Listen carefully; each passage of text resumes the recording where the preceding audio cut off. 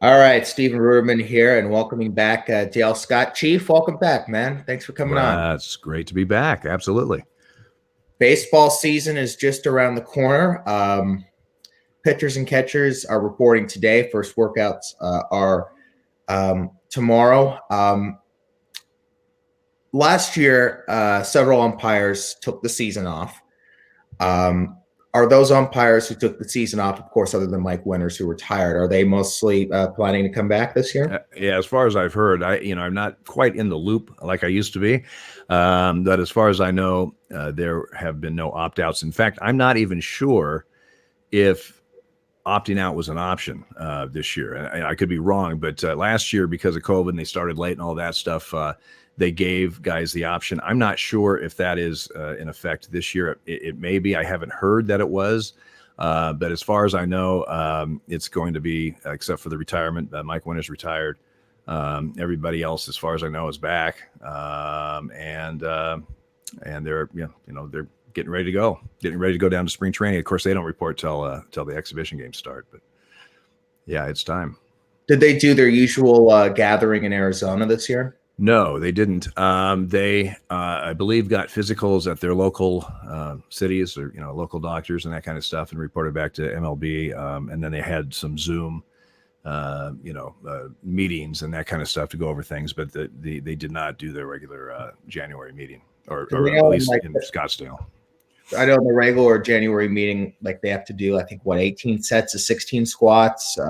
Yeah, there's a couple of physical things that that is done. I think that's probably been waived because I don't think they're making them do that on their own or reporting back. To be honest, I don't know because I haven't been in contact with the league office or anything. But I'm out of the loop, like I said. But I don't believe, I haven't heard anybody talk about that. I don't believe that's that part of it took place. But spring training is coming up. Did you enjoy working in spring training? You worked in the Cactus League. Any cool memories, spring training? Spring training is a great time of year. 1985 was my first spring training. I only worked 3 different years, 85, 86, and 88 in Florida. Everything else was in Arizona, which I liked much, much better. Spring training is a lot of fun. I mean, it's almost all day games, although there are more night games now than they used to be. But a ton of day games. You're in one place for 3 to 4 weeks. You have a lot of the staff that you see, which you never see during the season, basically, like except the guys you work with. You have, with the day games, you have evenings off, so you can go out and have a nice dinner like a normal person, and not work nights and being eating at different times or whatever. Quite frankly, the games don't mean that much. They mean a lot to young players trying to make a team, and they of course everybody's just trying to get back into shape. But so as we are also, so you don't have the the pressures and the BS as nearly as much, if at all, when you're working spring training games. It's a great time to be in Arizona. Weather-wise, it's usually not too hot at all, and it's just beautiful. So spring training was a lot of fun.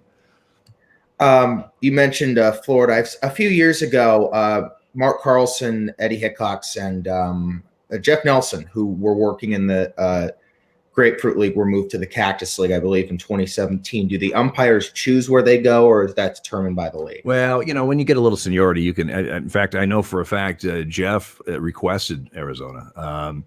He lives in the Orlando area, but he said that, I wanted to, he had worked, I think, spring training out there early in his career. At some point he had worked maybe fall league or instruction league or something, but he had been out there before and he just liked it, and he said, it's I see Orlando all the time, and it'd be kind of nice to do something else. And so he came out there, and he's loved it. He's been requesting that and doing that, ever since. And I could have requested Florida if I had wanted to. And of course, after you get a little seniority, they'll put you basically wherever you want. But I certainly didn't want to go to Florida.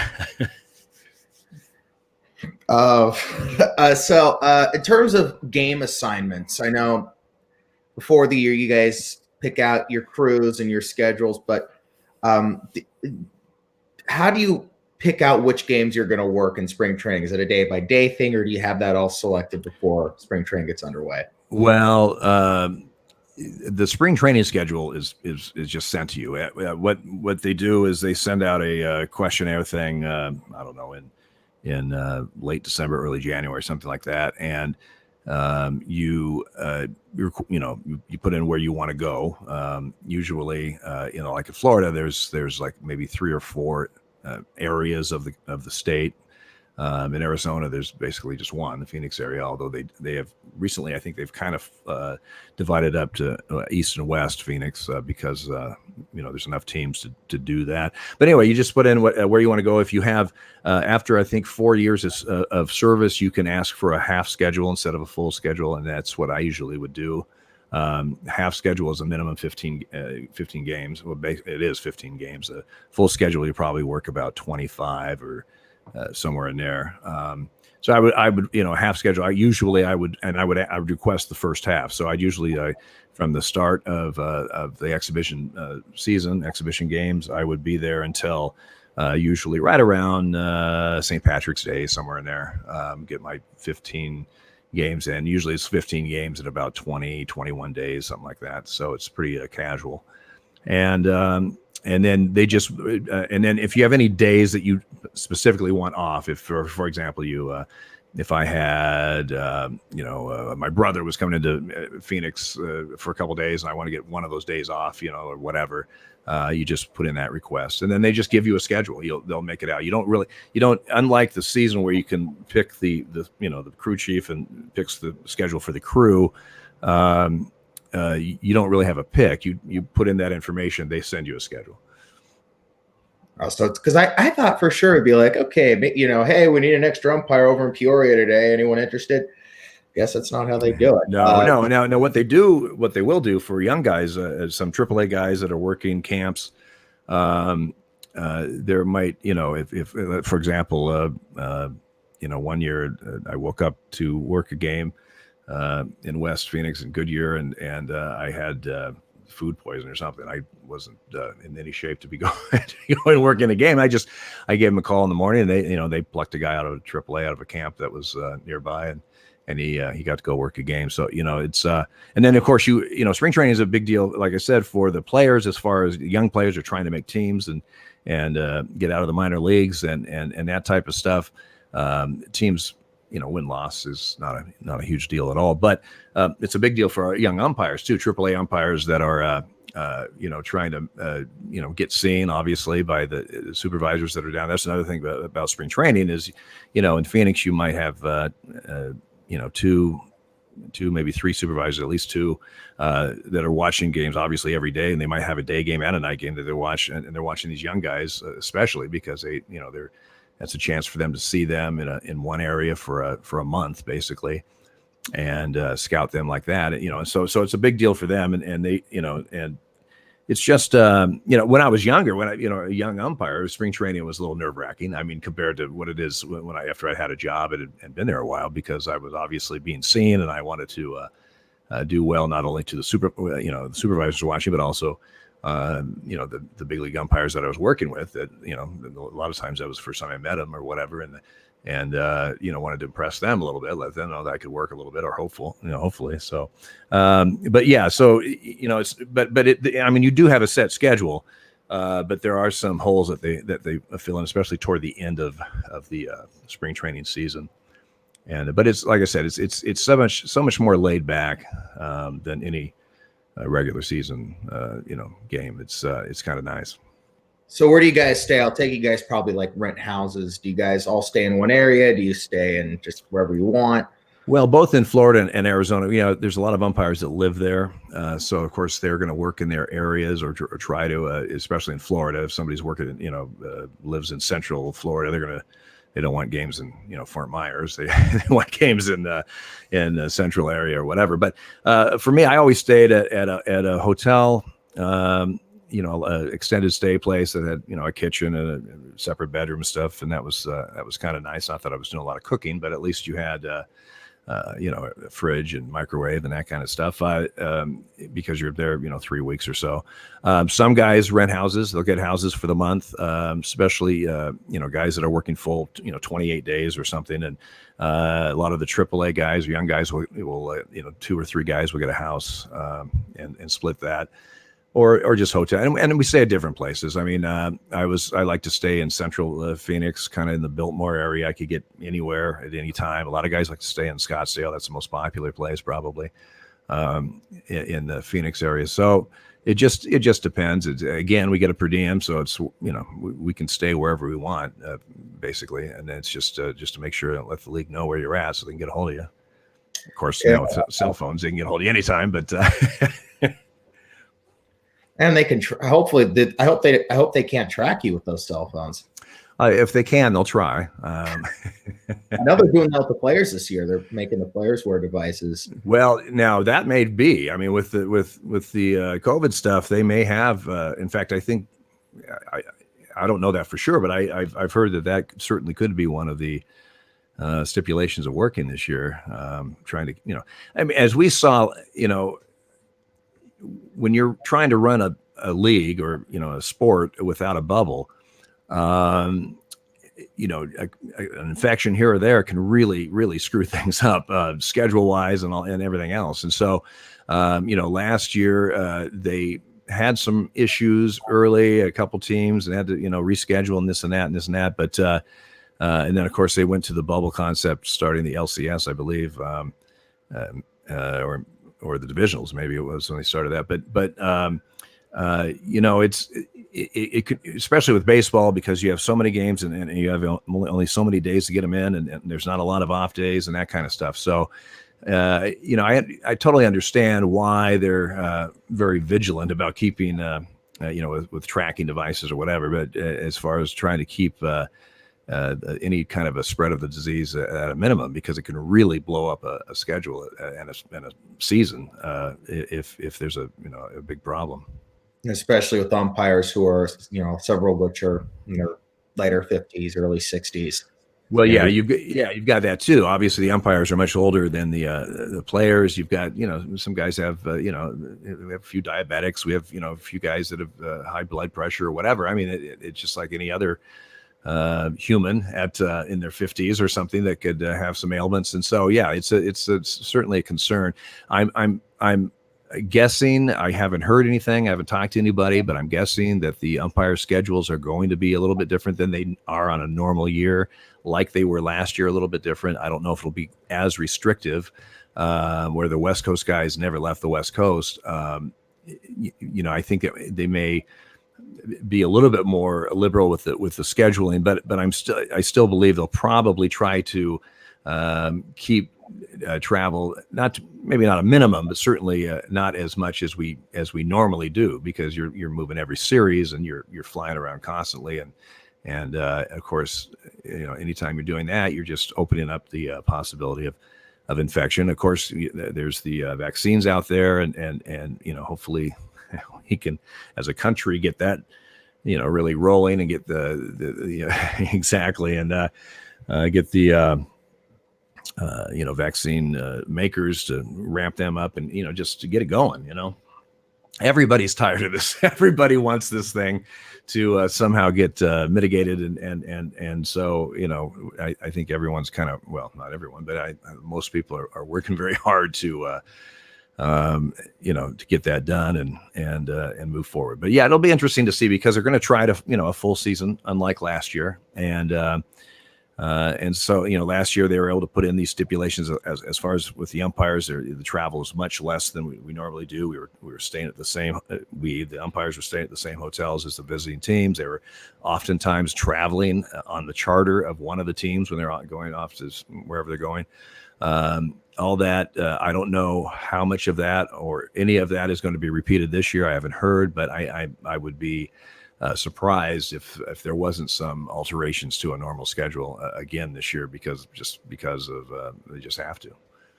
All right, so get me. Talk about flying with the players. That'll mean some good off the field stuff. I heard, like, back in the day when it was just National League and American League guys, the announcers for the Giants were talking about how there was an umpire bar in San Francisco, and how Mike Kruka, the color guy for the Giants. I don't think you ever had him. He was always in the National League. He talked about how they would get to know the National League guys. Is there still that kind of relationship between the umpires and the players today? Well, every city, and I started working both leagues in 2000. So, the last 17 seasons or whatever that I worked, I was working both leagues. But every city, practically every city has one or two bars. Well, first of all, just about every city has two or three baseball bars where a lot of the players will go, or the team personnel or whatever. And then as umpires, we always had at least one, maybe two or three, depending on the city, umpire bars that we knew the people, and that was kind of our hangout. We didn't hang out at baseball bars that much. There are some cities we did, but you just don't hang out with players. I mean, it's like the judge hanging out with the defendant. It can be a little bit awkward having a few cocktails and having a good time on Tuesday night. Then Wednesday afternoon, you call them out on strikes 3 times. There's a strange friction there that doesn't work. Now, obviously, if you see a player or a manager or part of the coaching staff or something at a restaurant or a bar, it's not like we can't talk to you. I mean, you a lot of times you'll buy them a drink or if they're, I've been with my crew having dinner and suddenly a bottle of wine shows up because, the pitching coach was over there at the bar and saw us or whatever. I mean, and that's just, we're all in this fraternity together. We have different jobs and sometimes they conflict, but we're all in this big tent together. And so there's that understanding. And, but there are bars in every city that are, ones that, especially like for us that we hang out to. And most of the umpire bars are not player bars, but they're very different. But there are some cities that are known as baseball bars, and we'll go in there every once in a while, and either if it's a evening off, maybe have dinner or whatever, or go in for a drink or something. But last year with them traveling with teams, that's just so different from and staying at team hotels. I mean, every once in a while we would end up at a hotel, the same hotel the visiting team's at.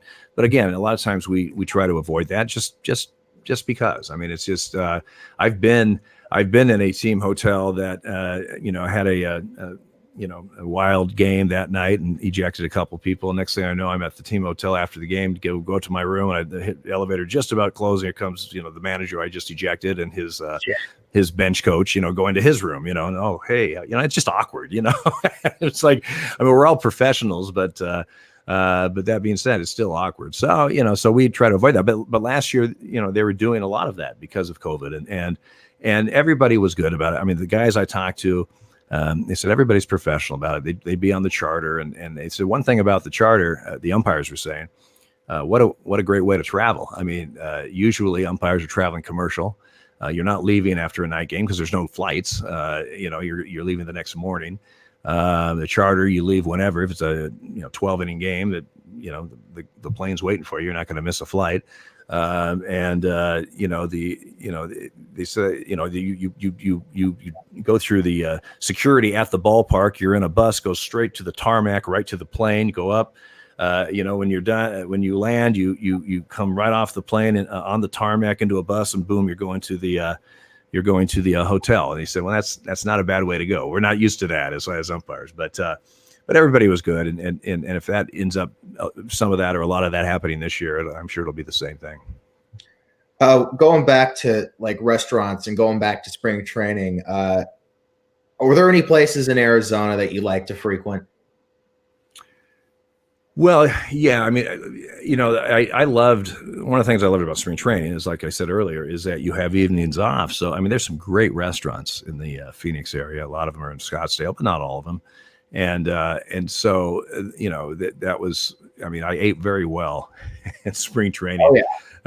And missed that. And in fact, last year, every year since I've retired, usually I'm in Palm Springs in March or February, late February, when spring training starts. So I'll drive over to Phoenix for a few days and see some of the guys and hit some of those restaurants with some of the guys after, for just because it's a lot of fun. But and then there were some bars. The one just closed in Scottsdale.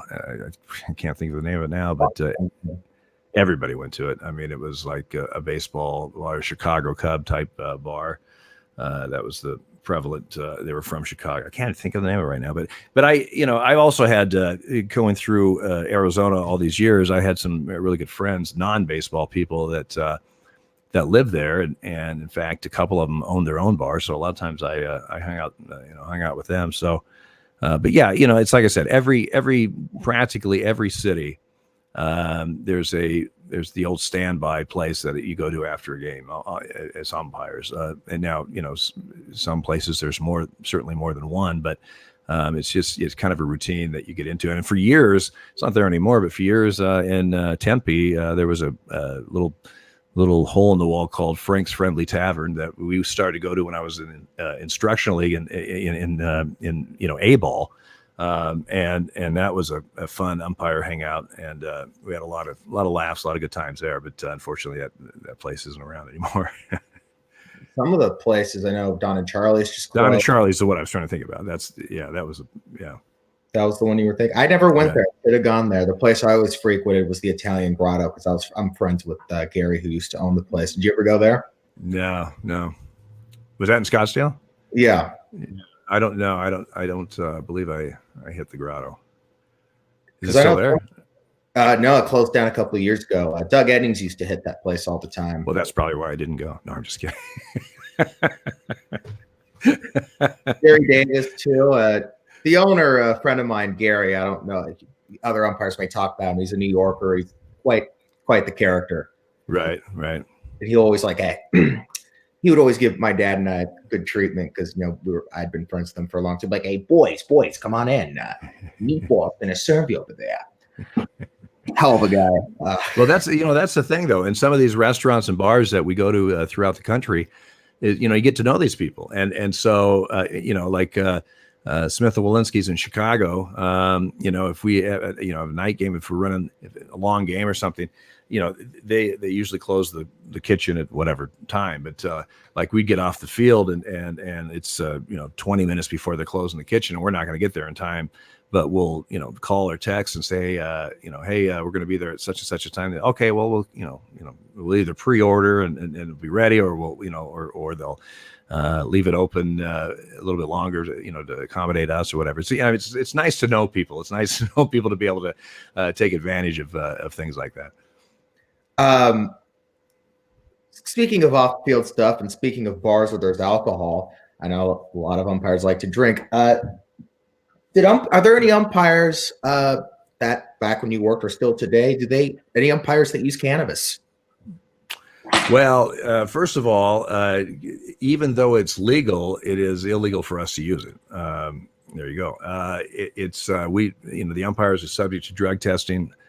Now, you know what? Let me backtrack. They have a brand new contract this year, the umpires. So I don't know what's in the new contract, but I can tell you from when I was there, even when there were states that were legal, like Oregon, where I live, you could not have that in your. You could, if you had a blood test and it was positive for cannabis, you have just violated the drug treatment program. So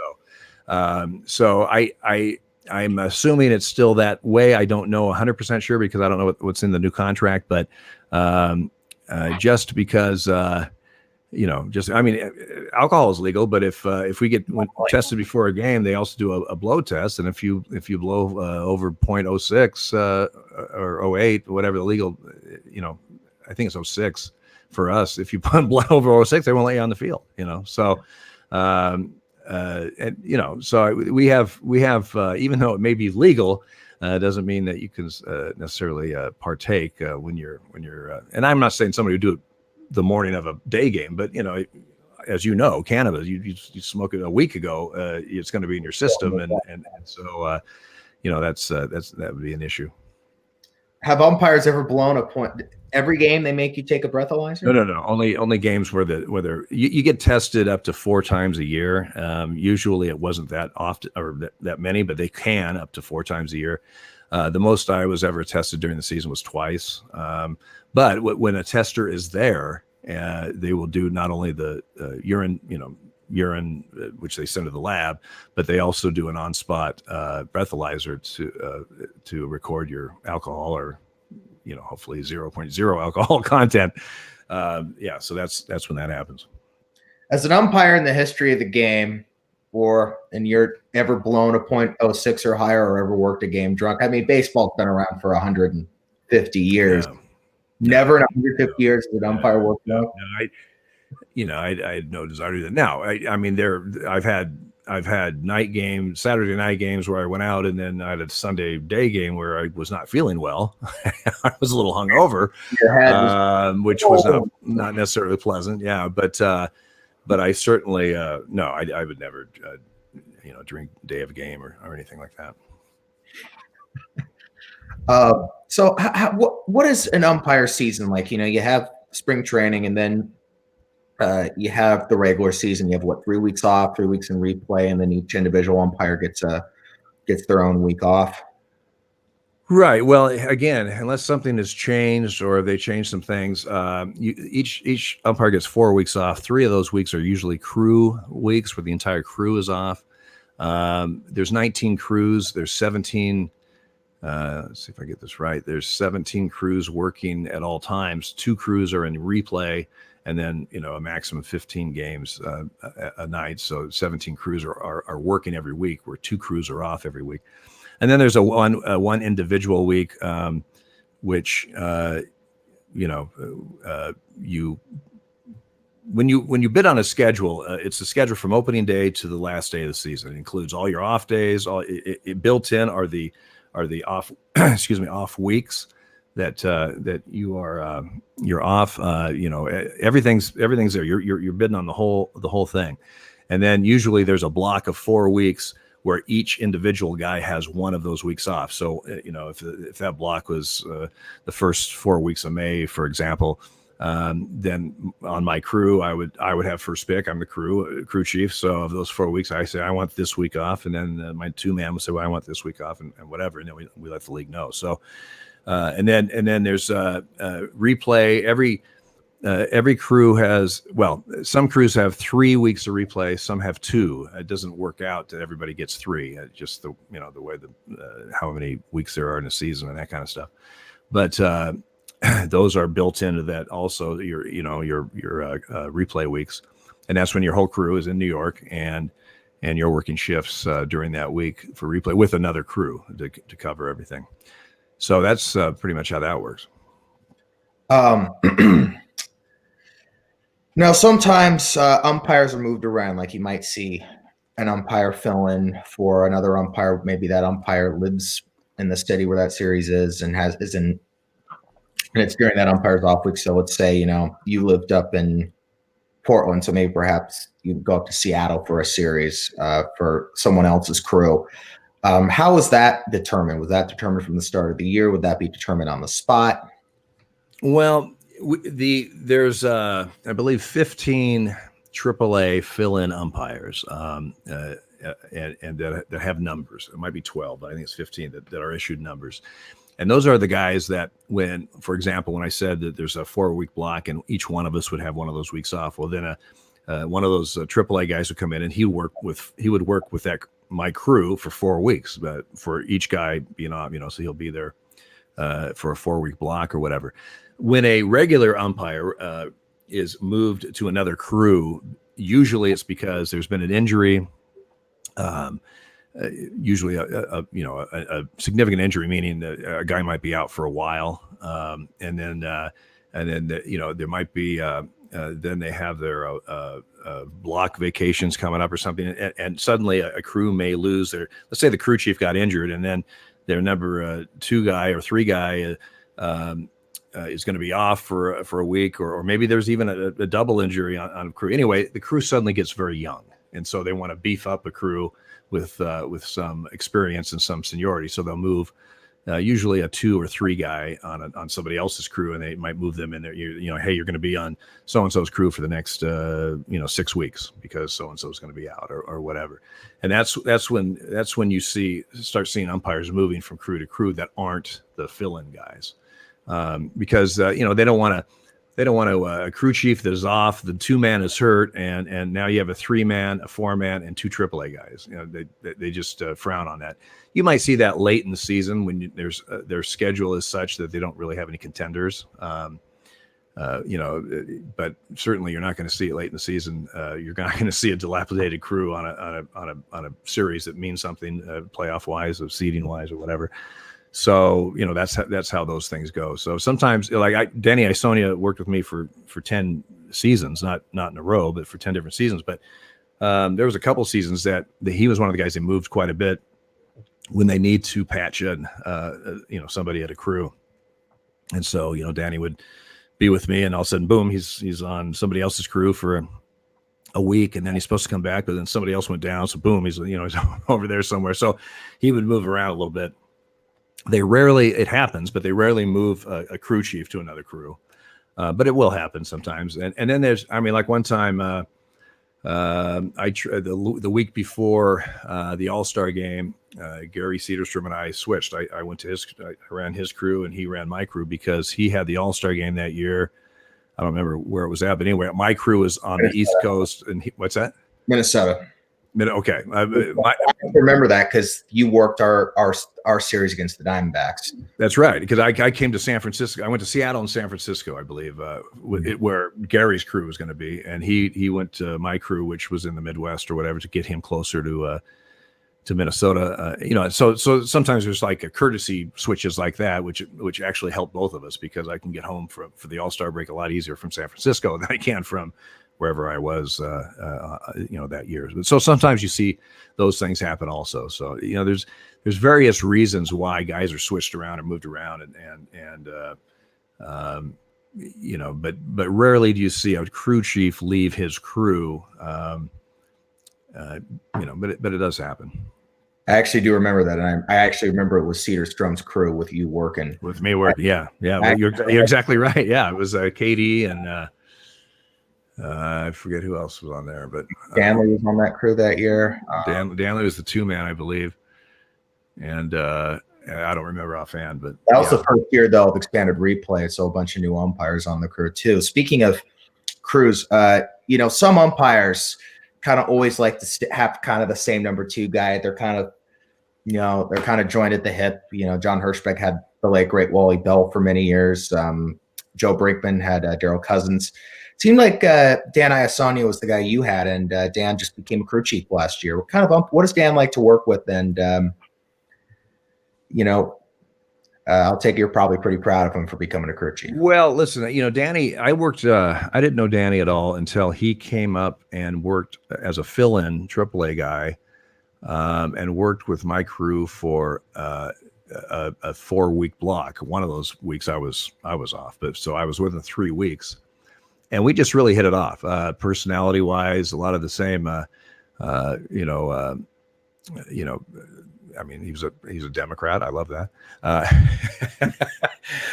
And so I told Danny, I said, you know, listen, I really enjoyed working with you. And, you know, if you, and he had, you know, he had a good chance of getting a job the next season. He certainly was in the running for it. And I said, if you find out you get hired, I want to request you on my crew. So let me know. And of course, our crew requests that year. Usually they're in December. We give the league 5 names, and they try to hook you up with at least one of those 5. A lot of times you'll get a couple of them. But my names, everybody's names were already submitted when he got the phone call right at the first of the year that he was hired. And so he called me, and I immediately called Randy Marsh and said, hey, listen, I know my names are in, and we hadn't heard who the crews were yet, but I said, I heard that Danny just got hired. I'd love to have Danny on my crew if possible. But it turned out that year he wasn't, but the next year and then for really I think 10 of the next 12 years maybe he was on my crew. I'd request him every year. A lot of times I would tell Randy, I said, listen, you give me Danny Iasonia, I don't care the other 2 you give me. Whoever you want to give me the other 2, that's fine. If you can give me Danny. And I was fortunate enough that they took care of my requests every time. I mean, just about every year I ended up getting Danny, and then We had a 5-year stretch. It was Danny and Culpa and I, and that was, it was just a ton of fun. We had a lot of fun, both on and off the field. And then, several guys, but I mean, I've been fortunate that I've had guys that have worked with me that have gotten crew chief jobs right afterwards or very close to. I mean, Bill Miller, Jerry Meals, Paul Emmel, Danny Isonia.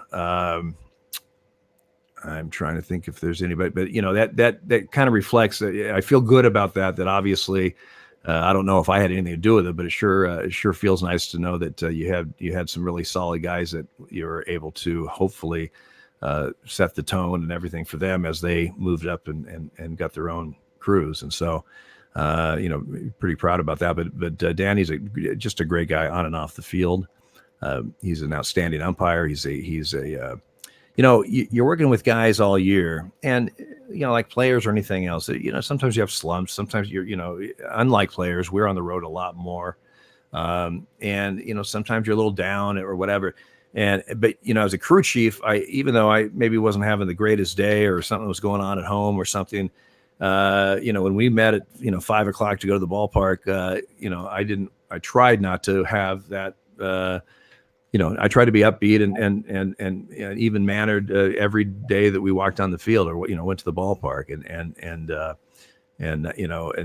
Danny's that way. I mean, Danny could, you can't tell if Danny was having a bad day because he was always the same Danny every day that you went to the game. So, and I've had in my past, not only when I was crew chief, but also just on crews that, you had guys show up that they wore their emotions on their sleeve. And if they were having a, problem at home or, whatever it might be, they were pretty depressing to be around in the locker room before a game. So, so it's nice, it's nice to have that even keel and project that every time you're going out there. You stuck with a lot of guys for a while. I know you had Bill Miller a few years, and Bill Miller was the crew chief in last year's World Series. You had Culpa, CB Buckner, and then you had Lance Barrett for a few years too. Last few years I had Lance. I actually met Lance when he was like 16 years old. He wrote a letter to the league office. I was his favorite umpire, and just by chance, and he was thinking about going to umpire school. And he lived in Fort Worth. And so I was going to, I got the letter and stuff. I was going to go work the Rangers. So I got a hold of him, invited him, left him tickets, and he came down to the locker room after the game. So I met Lance. He went to school a couple of years later, got a job. And next thing you know, and we had kept in touch. And next thing you know, he made it to the big leagues and he's on my crew. And it was like a full circle. We still laugh about that. But, I was lucky. I was with a lot of really good guys, both on and off the field. When I started being a crew chief, and my first full season was 2002, and it, I was just lucky. I had guys. I mean, there's certain guys that are maybe a little tough to get along with. I'm not going to name any names, but it's like anything. You have personalities involved, and sometimes personalities clash a little bit with certain people. But I was always with guys and even guys that I didn't really know very well, or I wasn't sure how it would work out. They came, but they assigned them on my crew. It worked out to being, a great example is Jerry Lane. I didn't know Jerry well at all, really at all. And he, when he was assigned to my crew and, I quite frankly wasn't sure. I don't know the guy. He doesn't know me. I wasn't sure how it was all going to work out. And within a few weeks, we realized, we were fine. And he ended up being on my crew 3 years in a row. He at the end of that first year or at the end of the second year, I'll never forget this. We were in Milwaukee. He was working first. I was at second. It was like the last game of the season. It was between innings. He said, "Hey, listen," he goes, "I don't know who you're going to ask for next year. I'd love to come back and work with you." He goes, "I've never been on a crew or had the same crew chief more than 2 years in a row. And I would love that." And I said, "Yeah, you bet." I requested him. I got him. And we had 3 years in a row. And it wasn't long after that, he was a crew chief. So, I was very lucky and with the guys I worked with and very happy with the guys I worked with. Actually, Lane was also with Montague for a long time. Lane was in Montague a long time. Yeah, yeah. There's some guys that have been. I mean, the all time record of games worked together is Brinkman Cousins, and it's like they're in first place by a lot. Uh, uh, Danny and I are like in the top 20. We had about 1,200 games together, and I only worked, just short of 4,000. So that's a significant chunk. But there's some guys that work together, practically every year for years in both leagues. Oh, all right. What was my last time I asked you about a couple of characters, Bob Davidson and Joe West. Ron Kolpa, you mentioned him. He's another character. What is he like? Ronnie's great. Ronnie is he's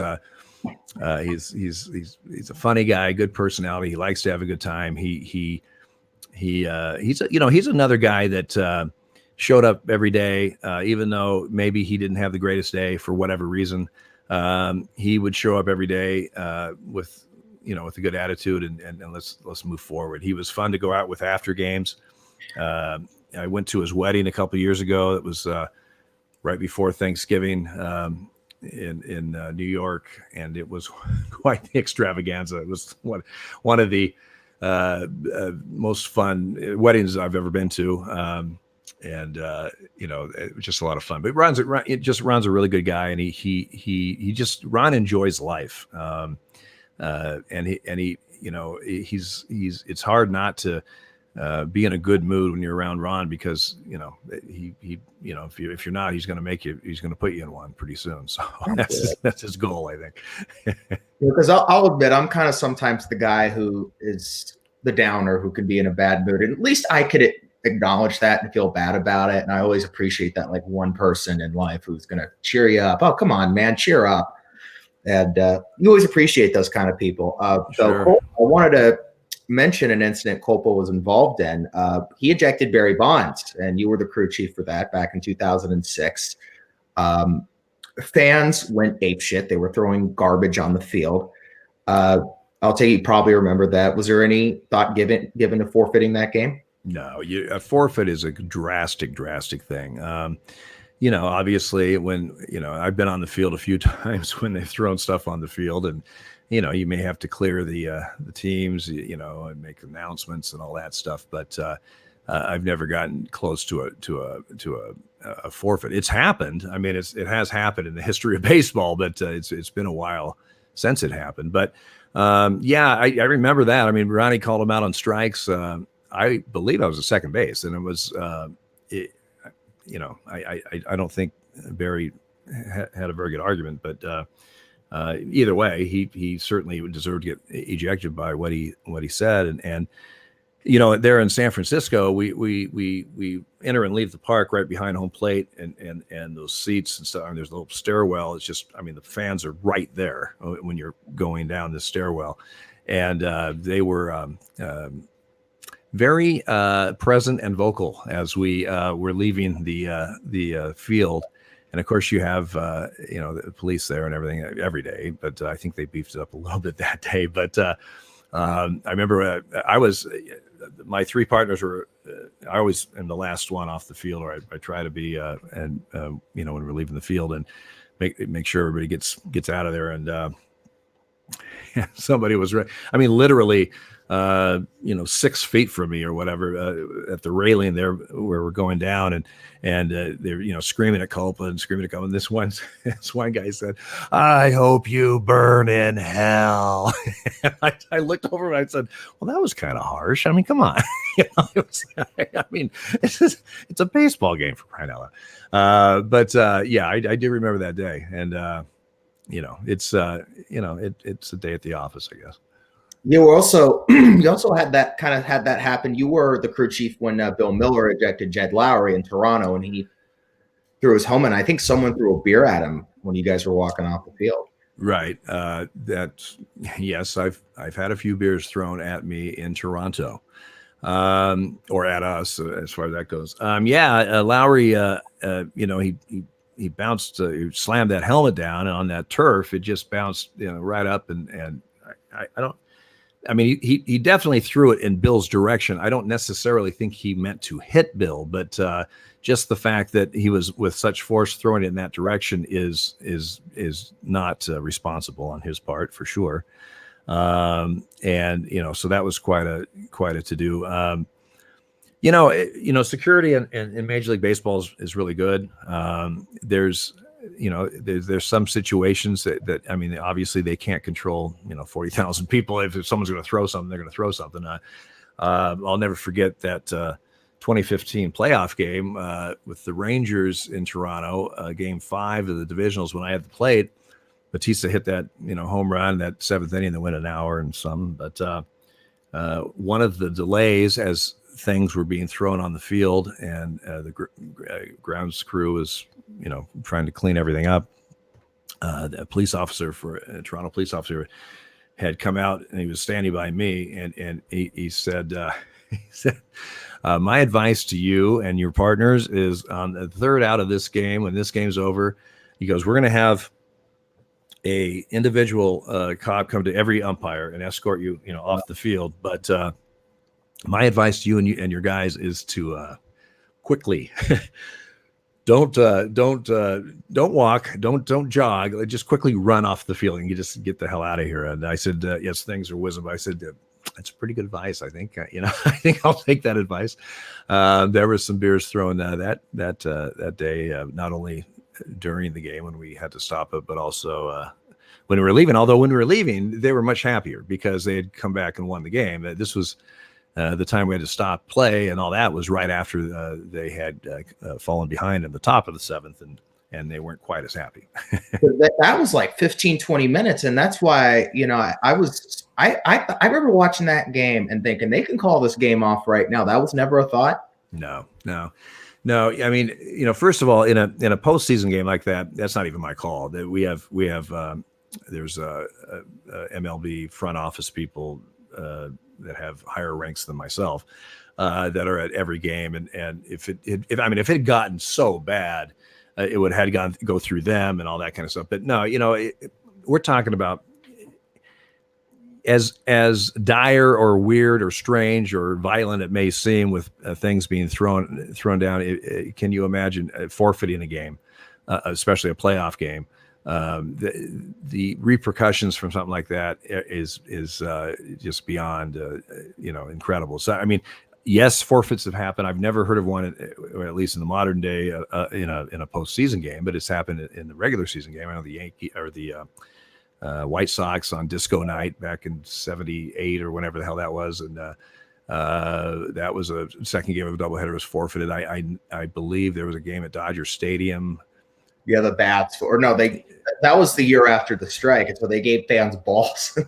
Right. It was ball night, and like some very smart marketer said, let's give it to them when they enter the stadium. And yeah, that didn't go over too well. So in fact, I think Bob Davidson was in that game. I think he was. I think Jim Quick was the crew chief in there. Yeah. So forfeits have happened, but it's rare, and it's certainly I don't remember one in the modern era of one in the postseason. That was the last one in 1995. Was the one at the Dodgers? Dodger Stadium. Yeah. And actually, speaking of on-field madness, you were working home plate when Los Diaz in Chicago in 2003 was attacked by a fan. Like, what the hell was that all about? That was just two very drunk father-son, obviously very stable family. That just for whatever reason, and the funny thing about that is of that crew, it was Joycey and I and Diaz and Jimmy Reynolds, I believe, and of all the people to attack is Diaz. I mean, here's an ex-Marine built like a brick S house, and I said after the game, I said if they, I mean, come on, if they would attack me or Jimmy Reynolds is only so tall. I think they would have better odds, but there was two of them. They still, Laz still, I think, knocked the crap out of it. But no, that was a mess. It could have been much worse. I had a game in Fenway years ago, working second base. and I was in shallow, center field, nobody on, just minding my own business. I heard this kind of roar when there shouldn't have been a roar because nothing was happening. And I was kind of looking around, just trying to figure out what was going on. And I saw I was working with Mike Riley, was at third, and his eyes were like real big, and he was like coming toward me, and I'm going, what the heck? And I turned around, and this fan was about 10 feet from me, coming right after me, or right toward me. But he was, it wasn't like he was running full bore or anything. He was just kind of, trotting over toward me. But I mean, almost immediately I could see that he was just whacked out of his mind.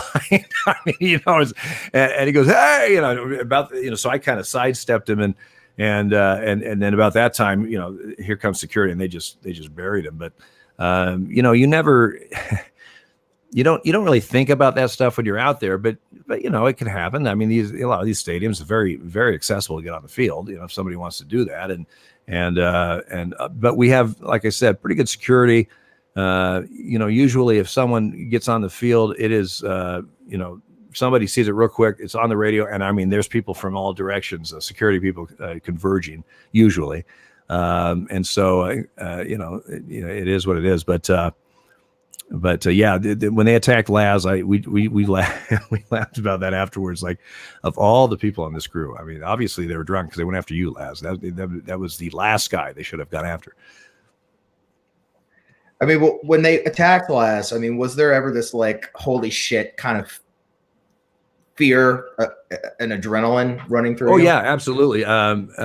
Laz was at first, and I believe it was the third out of an inning, but I believe he had gone out on a fly ball. And so me as the plate umpire, with nobody on, I'm going up the first baseline because I'm responsible for the batter runner at first base. If it drops in or something, and they throw behind or whatever.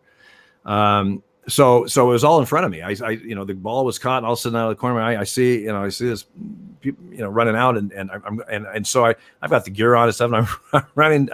There's that first initial, whoa, what's going on? Adrenaline shot, and running because my direction was going that way anyway. I just kept running and try to get up there to do any help that I could. But by the time, I mean, like I said, security came out, pretty quickly, and everything was, and Laz, it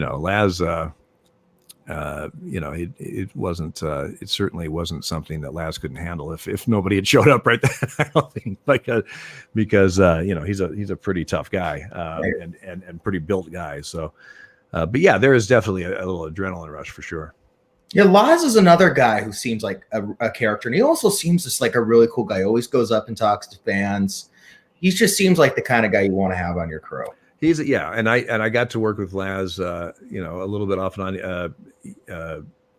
My first full year as a crew chief, he was on my crew. That was the only year that we worked a full season together. But he's a great guy to have. I mean, he's, again, talking about a guy who's upbeat. He's very personable. He likes to, he enjoys life. And, I'd much rather, the game itself, as an umpire, can be, stressful at times, and a lot of travel and being on the road, and middle of summer, it's hot, a lot of things going on. So, the last thing I want to be surrounded by is a crew that's a bunch of,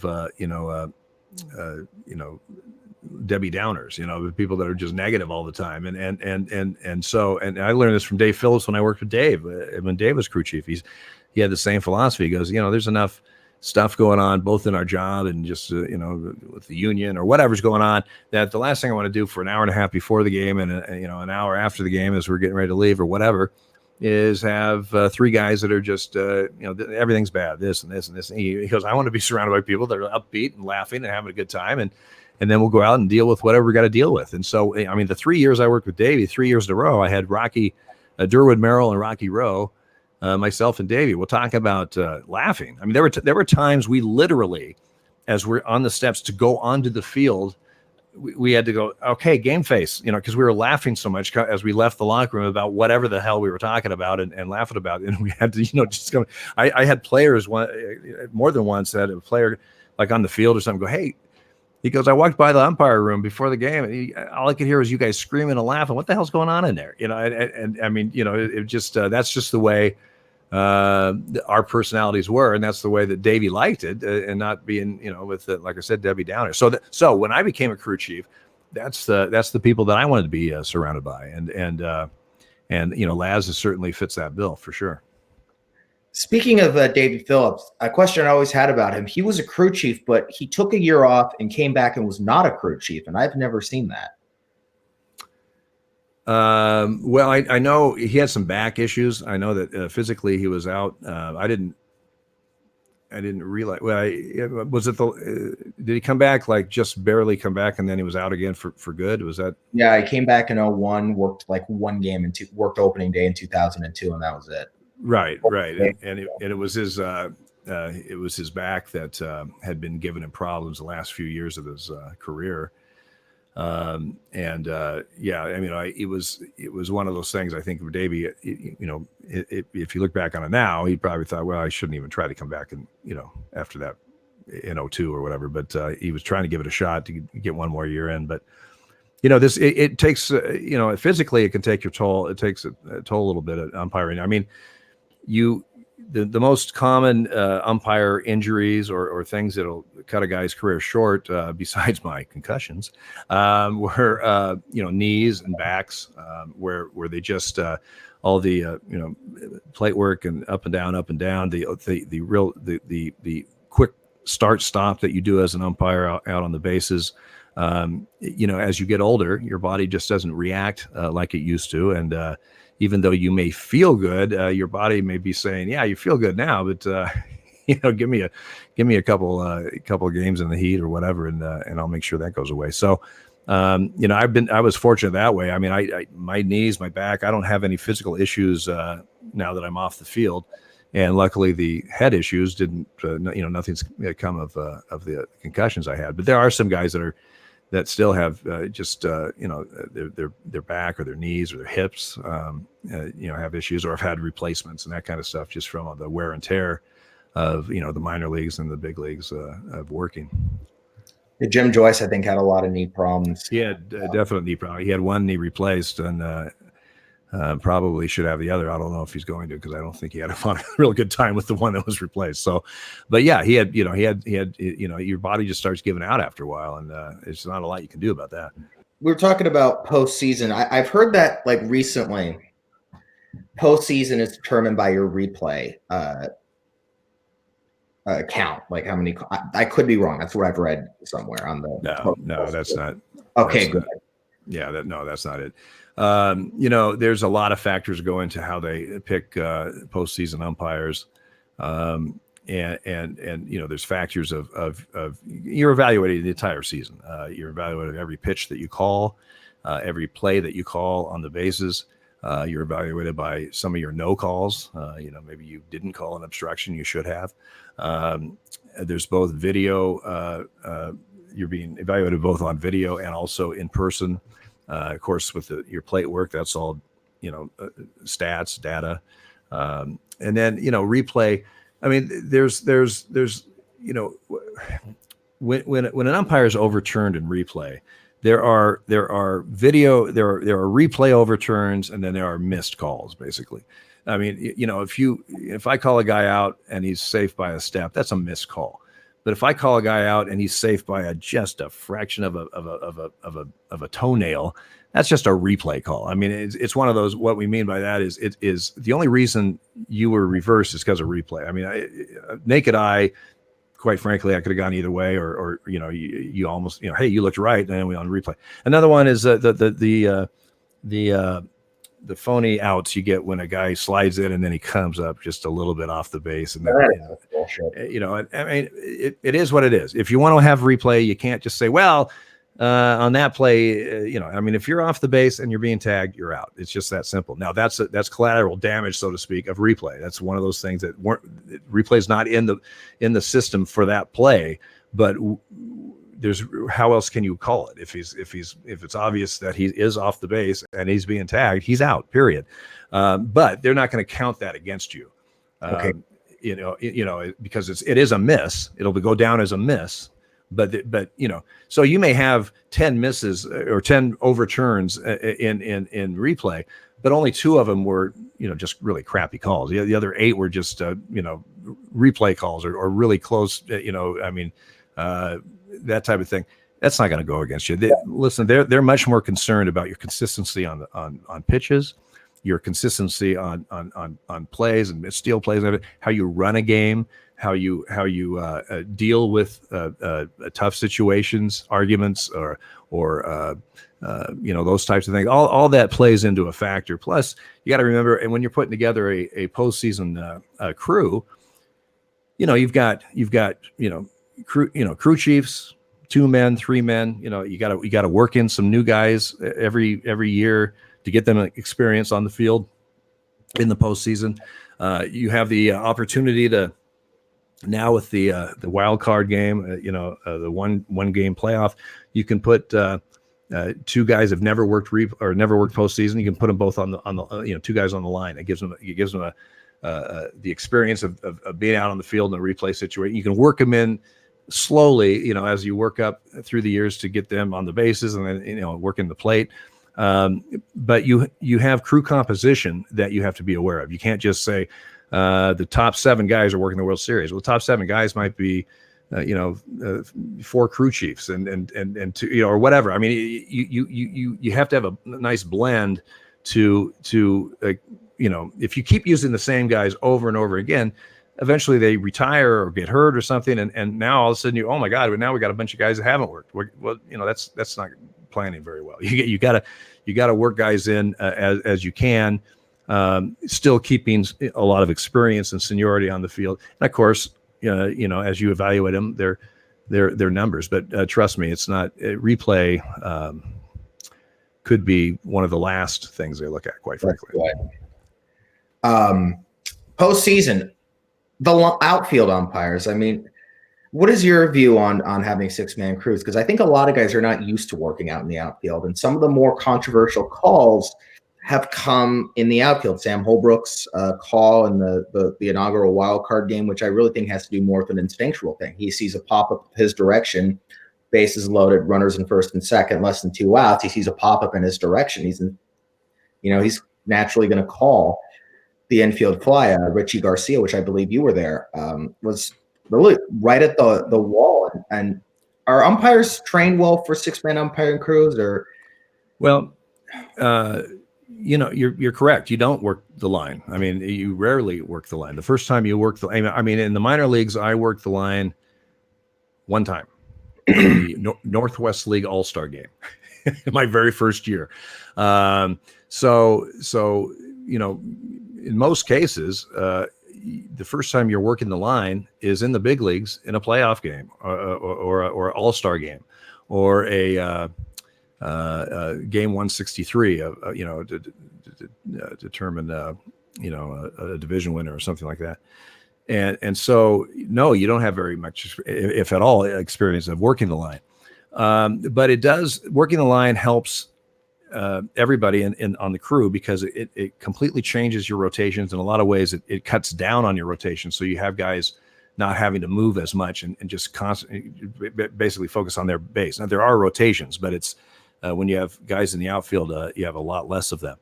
And it's one of those things that if you're on the right or left field line, and of course you go over this as a crew before the series and that kind of stuff. But if it's a fly ball on the line, it could be the second baseman, could be the right fielder, maybe the first baseman, but they're all converging.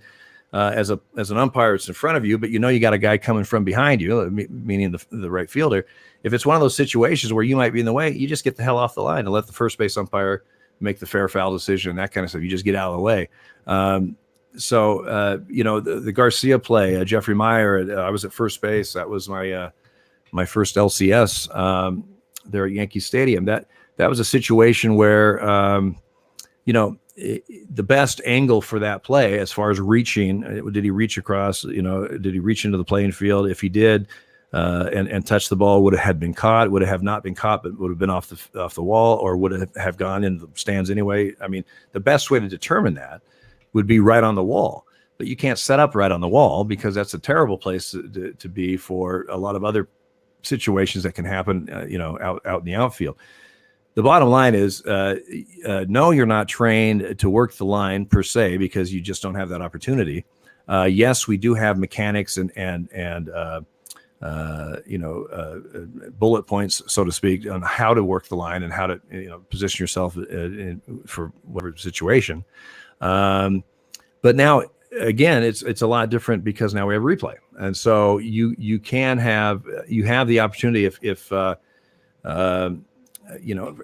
great example again that Garcia play with LCS in '96. The best replay or the best view of that was the camera that's right on the wall to see the relation of where the hand was and where the ball would have gone if he had not touched it and that kind of stuff.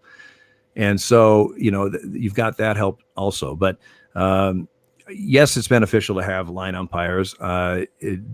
Just because you have line umpires doesn't mean now nothing ever wrong is going to happen. You will get everything right.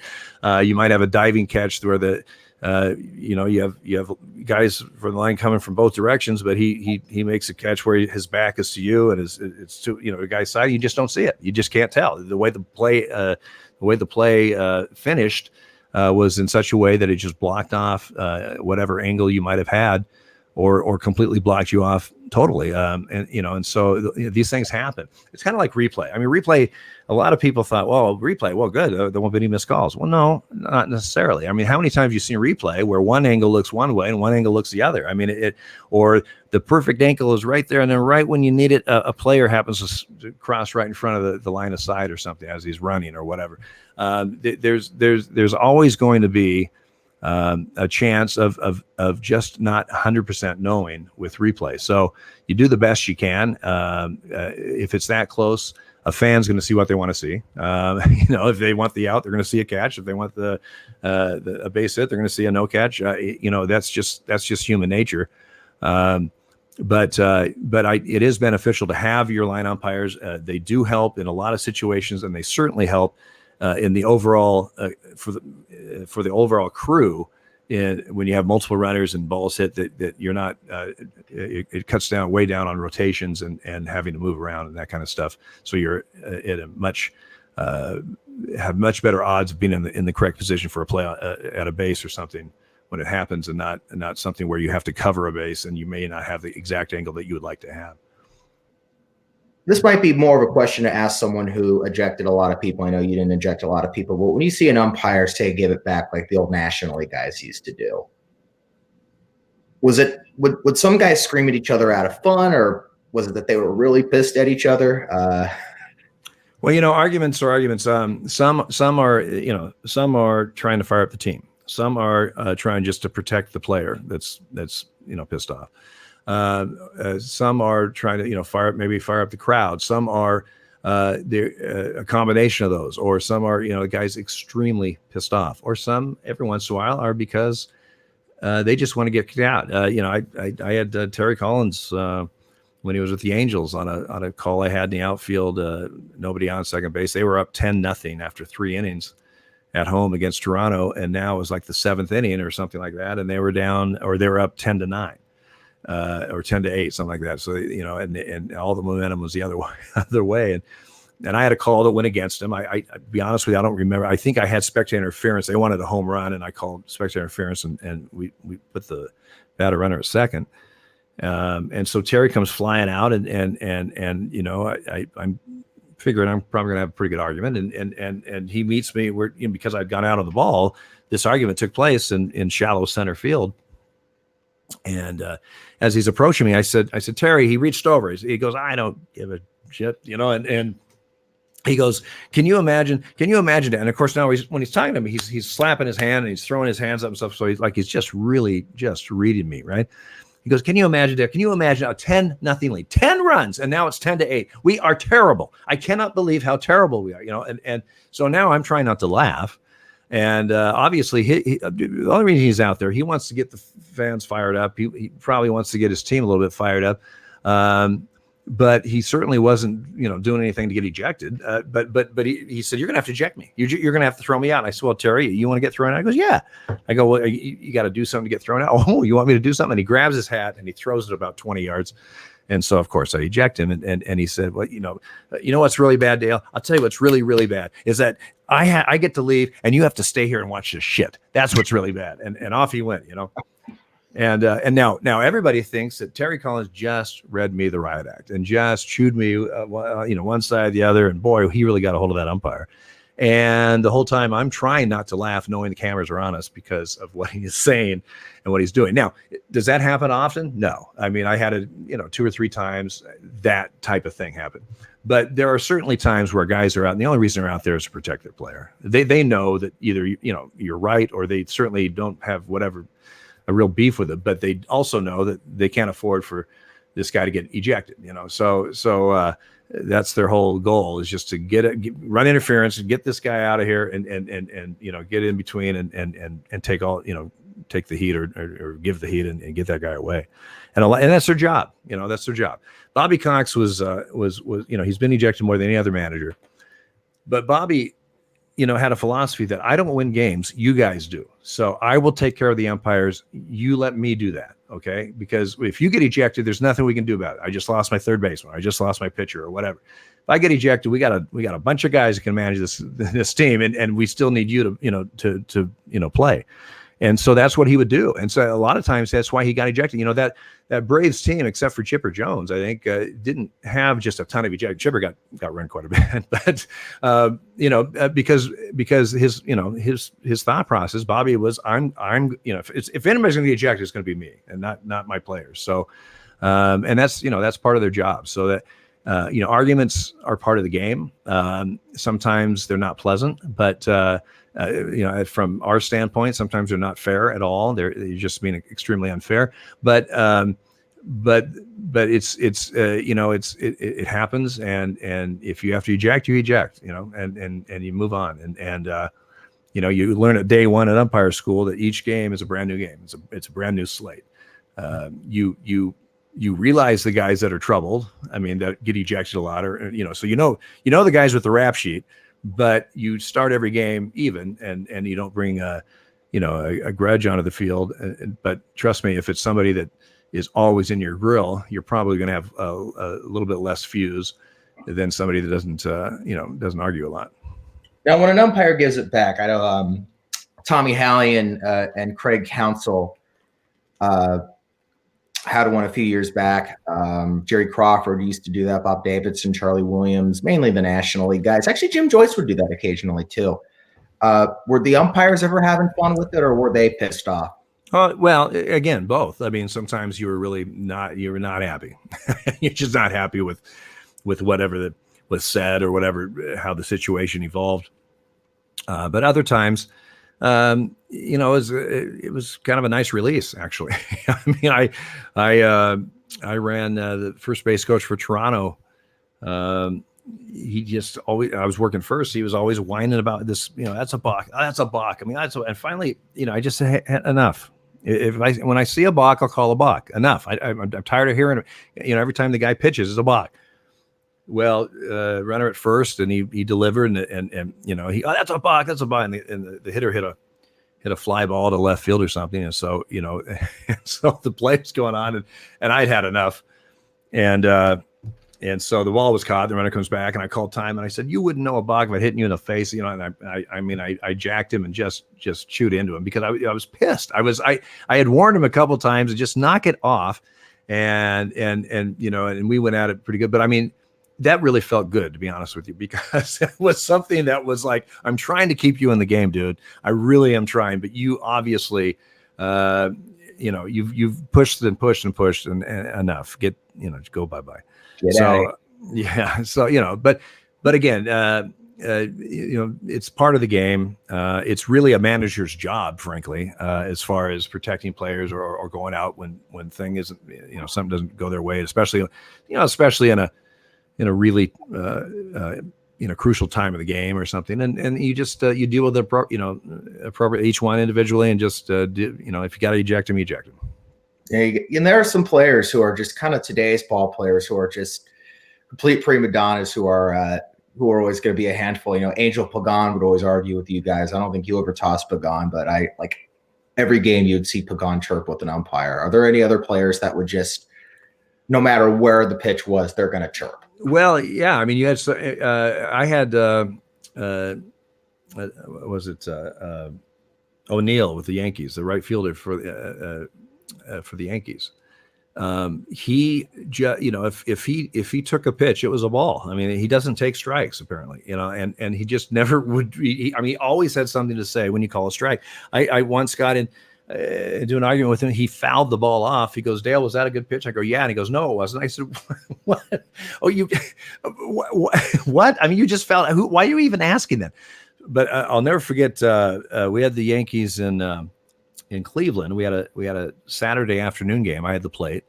And then the next day I'm at third base for an afternoon game. And O'Neill was at third, and there was a pitching change or something. So he was sitting there, and he looked back and goes, "Hey, Dale." And I go, "Hey, Todd." I said, "Hey, by the way, hell is frozen over." And he looked at me and goes, "What?" I go, "Hell is frozen over." I said, I worked the plate yesterday, and you didn't question one pitch." And he starts laughing. He goes, "You're right, I didn't." I go, "And hell's frozen over." And so we actually laughed. I laughed about it. But that was the only time I remember ever working any of his games on the plate that he did not question at least one strike call, because he just did. And there's certain guys that just do. They just can't help themselves. They have to say something. And you know who they are, and you just, whatever. Speaking of which, I do feel like there's a lot of unfair vilification of the umpires in the media. And a lot of fans act like the umpires are criminal. It's like, you guys don't know a damn thing about umpiring. And I feel like the media really, and some of the announcers really lead to it. It's kind of like, maybe if you don't know anything about umpiring, why do you not say anything? Because I feel like umpires are so unnecessarily vilified. And I just wish umpires could get the love they deserve. Well, I appreciate that. Sports officials in general are usually, everybody. I mean, if I was doing a broadcast and I started talking about how a player is his stance when he's hitting, or a pitcher his mechanics, and they go, "Well, who the hell are you that knows about that?" Right? Because I'm not qualified for that. But everybody's qualified to umpire. Everybody is qualified to have their opinion known. And it's one thing to say, "Wow, I think he missed that pitch," or whatever. It's another thing to say, "Well, he was out of position for that." What? Really? How do you know that? I mean, how do you know umpiring positioning? Have you gone to umpire school? Have you worked games? I'm just curious what your bona fides are about how you can tell what an umpire's position, or where he should be, or what they should be doing. I certainly don't know the mechanics of a pitcher, even though I've seen pitchers for 40 years on a diamond. That's not my expertise, but it seems that everyone's expertise is officiating, depending on the sport. Again, that's just part of the job. We understand that. The thing that's frustrating at times with the media is the fact that the power of the pen or the power of the microphone, you're never going to beat it. If something's written about you about a game the night before, or said about you on the broadcast, and you call some writers in the next day before the game and say, "Hey, so and so said this, and that's not true," and this. Well, that just gives another news cycle for them to blast you again. I mean, you're not going to win this, okay? So you're best off just to let it go. I mean, if it's somebody that I've known just professionally, because you see them around or something, and it's something that was really, I thought, really unfair that they wrote or said. If I happen to see them in the hallway at the ballpark or something, hey, John, hey, I heard what you said the other day, and I take exception to that. I think that was wrong, and talk it out with them. But to try to combat them in the media, and when they are the media, you're never going to win. You're just never going to win, because now it's either sour grapes or you can't take it or whatever. And plus, they're always going to have the last word, because they're the ones that work in that field. So, you're just best off to just let it go. Not that necessarily you forget, but you just let it go and move on. All right, maybe I'll wrap it up with this. Several American League guys who you worked with for a long time have passed away. Darrell Cousins, Chuck Merriweather, Rick Reed, Eric Cooper. All of them American League guys. How much did you work with those guys, and do you have any fond memories of working with those guys? And Paul Schreiber just passed away. Also, he was Right, a too. national league guy. But what was the question? How Like fond, like, did you work with a lot of those guys? Any fond memories with those guys? Oh yeah, for sure. I worked with Daryl a lot. I was on Brinkman's crew with Daryl in the '99 season. Daryl was when I had my first Arizona spring training in '87. I actually worked 2 weeks in Arizona and then 2 weeks in Palm Springs. That's when the Angels used to train in Palm Springs for the last 2 weeks of the spring training. And Daryl had a house in the Palm Springs area. And so we worked every day together. And I worked when I was roving around my first couple of years. I happened to be working with Daryl a lot. It just happened to work out that way. So I knew Daryl. I've known Daryl a long time, and knew him pretty well. Coop, I never had him on a crew for a full year, but I certainly worked with him quite a bit, especially when he was going up and down. I've got here in my office a couple of really good pictures of when I was working with Coop. And Rick Reed, I worked with. Rick and I worked together several seasons. My first ever game, and I worked an exhibition game after 1 year in the Northwest League, believe it or not, in the Kingdome 1 year, and it was with Rick Reed and Ted Hendry. So I knew Rick for a long time. So yeah, I worked with all those guys, some more than others. It's just sad.